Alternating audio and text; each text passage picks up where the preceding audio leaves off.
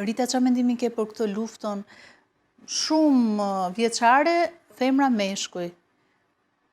Me kë je njerë? Do më thënë, këtë pyetjen që bëhet jeme për dënë apo me pësën, je me femrat apo me meshkujt? Shikon, momentin që kanë filluar, ju bjen më shumë në qafë se sa duhet meshkujve, unë në këto momente jam me meshkuj.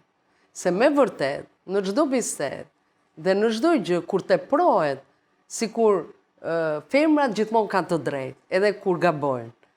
Femrat kanë të drejtën vetëm ato kanë të amësisë dhe mashkulli s'pas ka të drejtën edhe të atësisë. Madje një miku im që jeton jashtë në Gjermani është bërë një shqetësim shumë i madh, sepse femrat fitojnë çdo gjë dhe meshkujt tani janë bashkuar për të kërkuar dhe ata të drejtat e tyre. Do të thotë nuk duhet të kalohet nga ekstremi në ekstrem. A thua sikur ne nuk na ka lindur babai me nënën. A thua se ne nuk kemi partnerët tanë, nuk kemi vëllezërit në shtëpi. A thua se ne jetojmë vetëm në një shoqat femrash. Nuk shkon kjo gjë. Edhe në fundit bukuria më e madhe e jetës, dhe do ta them derisa des, nuk ka gjë më të bukur se sa femra dhe mashkulli me njëri tjetrin. Pse janë për qarë? Pse është bërë si dy skaje të ndryshme? Unë mendoj që është më tepër propagandë, se në jetë nuk ekziston. Se bukuria dhe lumturia dhe liria e femrës vlerën e ka kur e ka dhe që janë në harmoni me partnerin, jo kur është vetë. Femra e fu djallin në shishe?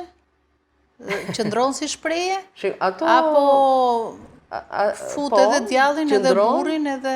Shiko, ato qëndrojnë dhe nuk kanë lindur kot. Dinakëria e femrës ka ardhur pikërisht nga shtypja që është bërë femrës. Do me thënë nga shtypja në shekuj, nga shtypja në vite, dhe që ajo të mbijetoj, tek ajo kanë lulëzuar të këqijat.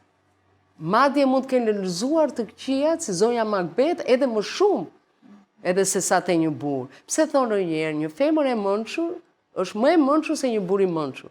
Dhe një femër e keqe është më e keqe dhe më dinake se sa një burr dinak. Do me thënë, po jeta e ka bërë të tillë. Normal që ne të dyja jemi në këtë pikë, jemi pro të drejtave të grave, që dhunohen e gjithçka. Por, kur flasim për jetën normale, nuk ka gjë më të bukur se sa. Se sa një qift.